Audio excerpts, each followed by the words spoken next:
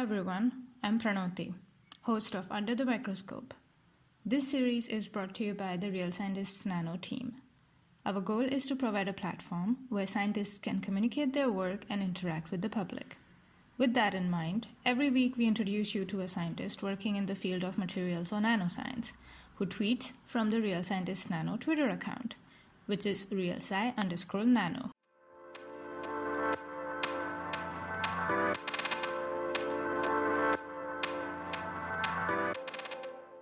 Hi everyone, my name is Pranoti. I am the host of Under the Microscope, and today we have with us Jarrett Dillenburger, who is a graduate researcher at the University of Pennsylvania in the USA. Hello, Jarrett. How are you? I'm doing great. I'm glad to be on here today. I'm really excited to talk a little bit more about my research. Awesome. Let's dig in. So, could you explain your research to us in super simple words, please? Sure. So I'll start off by saying that my research, or at least the goal of my research, is kind of exploring the fundamental questions related to the chemistry of layered inorganic solids and the nanomaterials that we can derive from them.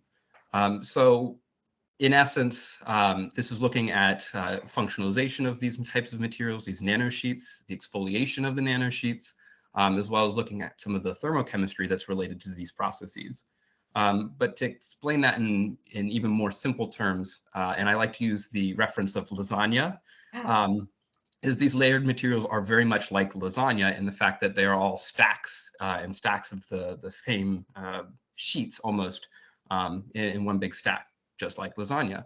And we have the ability to pull those individual stacks apart in order to create these very, very thin, sometimes only 3 atoms thick layers of these materials.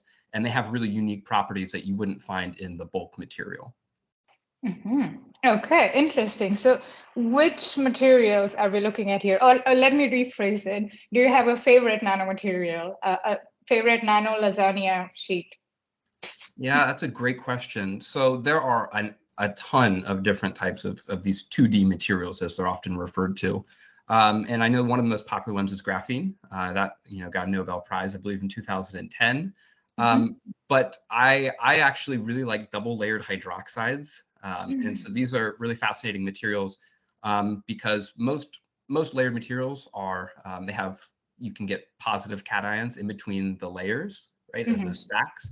But double layered hydroxides actually have anions in between them. So they're slightly positively charged sheets. And because of that, they have some really unique chemistry that you don't find in a lot of other layered materials. Okay, so it's a different kind of lasagna. So your 2D layers are like the lasagna sheets, and the cations or anions are like the tomato sauce. What goes in the lasagna? Yeah, that's a great description of it. Yeah, so using that lasagna description, you have these sheets, kind of the pasta, if you will, and they're comprised of like a 2+ and a 3+ cations. So something like manganese and maybe aluminum, right?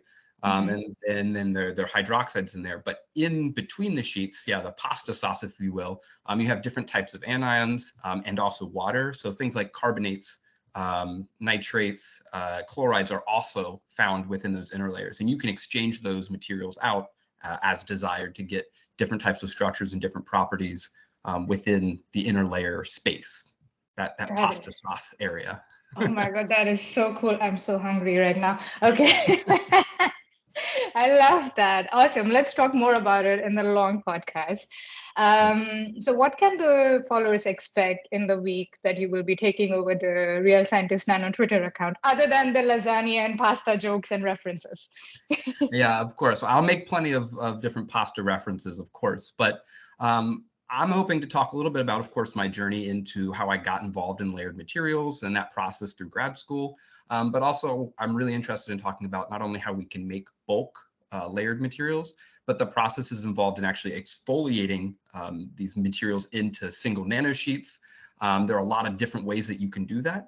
And so I hopefully will also be able to explain some of the characterization techniques that I use, the instruments that I actually use every single day to confirm that, yeah, we've got some nanosheets and this is what they're doing, this is what they look like, these are their properties.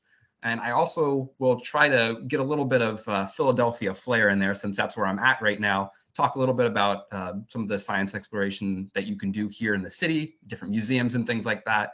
So if you ever decide to visit Philadelphia, you know where to go. That sounds amazing. And could you just add lasagna and pasta recommendations? Yeah, sure. Well, I'll definitely add some. I'll even add, say, if you're Philadelphia, I got some great restaurants for you if you want to get some good pasta. So. Excellent. Wonderful. Thank you very much, Jarrett, for speaking with me. This has been amazing. And looking forward to learning more about your science through Twitter and in the extended podcast as well. Thank you very much. All right. Thank you, too.